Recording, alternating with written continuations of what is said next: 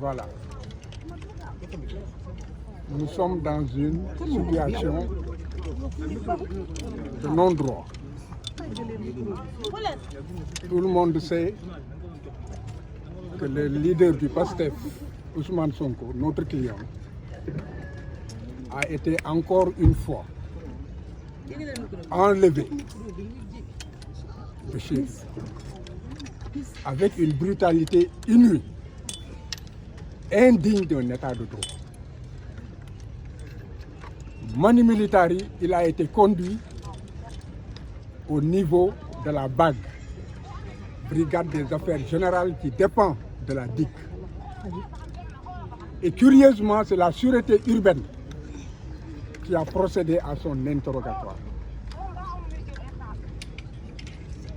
Sous un prétexte fallacieux de vol d'un minable portable qui appartiendrait à une personne qui ferait partie des forces de défense et de sécurité. Après l'interrogatoire, tout le monde a pu constater que c'est un jour non ouvrable, que toute la procédure a été ficelée. Et lorsqu'on parle de complot d'État, certains ont encore à en dire, à en redire. Et actuellement, le procureur de la République a empêché les avocats de le voir. Et on se demande au nom de quel droit il le fait. J'ai toujours dit que dans ce pays, le problème, c'est le parquet.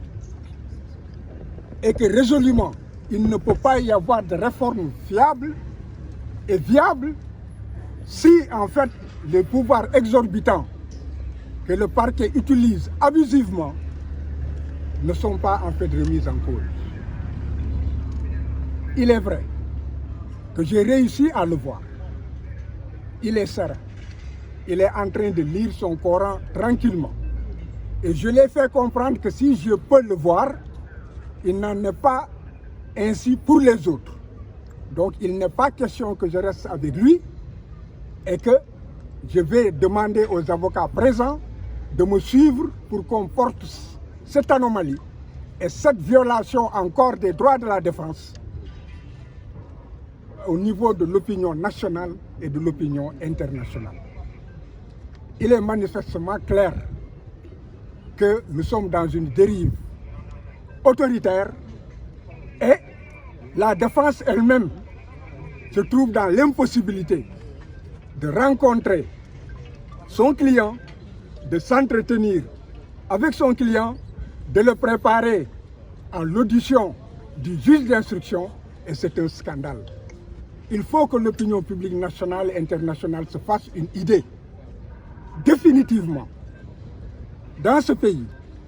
c'est l'autoritarisme. Dans ce pays, c'est la rupture définitive avec la démocratie et l'état de droit. Et nous sommes venus ici pour faire cette dénonciation afin que nul ne l'ignore. S'il vous plaît. Voilà, tant que li ma bëgg a wax moom moo di li xew ci réew mi jéggi na dayo ñëpp gis nañu ni ñu këppatalee Ousmane Sonko ci ay tuuma yoo xam ne que gone sax bu fekkee ne que day tuuma day teg tuuma dina ko sanc dina ko nas te ba koy génnee dina nuru dëkk wante lii dafa di loo xam ne que dafa jéggi dayo ndax ku mel ni Ousmane Sonko ñu nekk dafa ñëw sàcc portable benn doxandéem boo xam ne xamuñu fu mu jóge xamuñu lu mu doon def buntu këram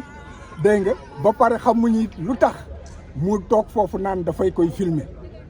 te loolu ci yoon bu dee ci yoon ren lañ nekkoon kooku lañ waroon jàpp ndax amoo droit filmer nit te fekk joxu la autorisation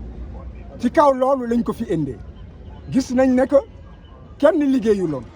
tam xarit la te bu fekkee ne que xëy nañu ci yoon nit ñi dañuy dallu duñu liggéey ñu patam-patami lépp defar lépp ci bés yi nga xam ne que kenn liggéeyul léegi nag boobu ba tey ci li nga xam ne que wax nañ ko avocat yi jottali nañ ma ko ndax ajuma laa fi gëj dégg nga moom moo di que boobu ba tey kenn mënu koo teg bët procureur boofu na ci kawam ci suba si it war na dem janoog juge bi war nañu wax ak moom war nañ ko préparer war na mën a xam bu demee lan la fay fekk war na xam bu fekkee ne dem na naka lay tontoo ak sañ-sañ yi nga xam ne ak àq ak yelleef yi nga xam ne que doomu aadama daf koo am bu fekkee ne que dañ ko topp ci yoon te mu janoog enquêteur wala mu janoog juge d'instruction nee na moo lànk moom moo carré loolu dafa wane ne que fi mu ne mbir mi doole la ñuy jaay mbir mi complot biñ doon wax ne que complot la boo xam ne que dafa lalu nit ñi di ko weddi léegi am nañu firnde ne que complot la complot boo xam ne que pour que moom ci boppam sax mu mën a maanaam wax ay mën a topp ay àqam ñu jox ko ay yelleefam loolu lépp dañ cee boof léegi nag loolu laa bëggoon addina bi yëpp yëg ko man gis naa ko wante amul benn sañ-sañ ne que man rek maa ko war a gis ñëw naa fekk naa ko bureau nee naa ko munoo ma tere gis sama client mu ne ma demal ma ne ko bu fekkee ne que dem naa day nga dinaa ko gis dinaa wax ak moom ba ma ñëwee ba may dem benn avocat nekk fa woon benn avocat moom moo ma toppoon avocat bi di wax ak moom ma génn bàyyi leen fa ñëw gis Ousmane ne ko mbir mi nii la tëddee léegi nag man rek du ma sa avocat man rek mënuma laa gis il faut que ñëpp gis ak yow gisanteeg yow loolu laa la doon yëgal si léegi nag maa ngi koy tas ci xabaar yi addina bi yëpp xam ne que procureur li muy doxale tegu ko fenn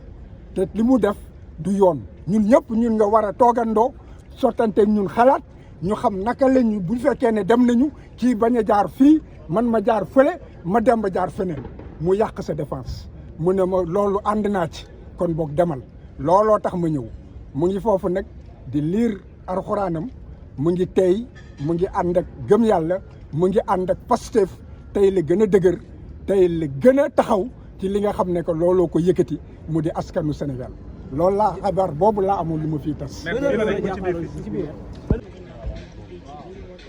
Girassi ñëw ni Girassi moom dugg na dèjà fi nga xam ne tam mooy Déthié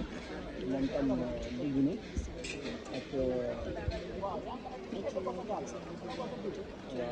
ci yor tam Déthié tam dugg na waaye fi nga xam ne moom mooy garde corps voilà garde corps yi lañu nangu mu dugg ñu toll nii garde corps yi replié nañu bàyyi nañu ñaari homme politique yi ci Déthié ak ki nga xam ne mooy Girassi ñu dugg waaye garde corps yi nag moom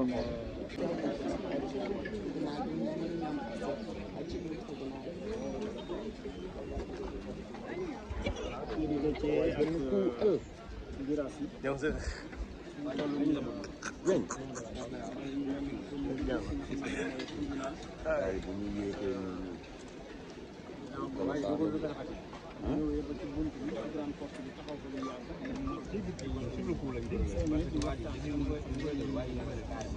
Pape demal fële waaw xoolal fële di ci demal tey journaliste la ko ne demal fenn def ko vidéo nga laaj ko quelques questions demal su leen ko bëgg a laaj nga laaj mu ngi ak ñi nga xam ne tam ñoom ñooy askanu xibaar yi ko jege ci bu ci kanam dinañ mën a xam lan moo tax mooy tegal loolu laa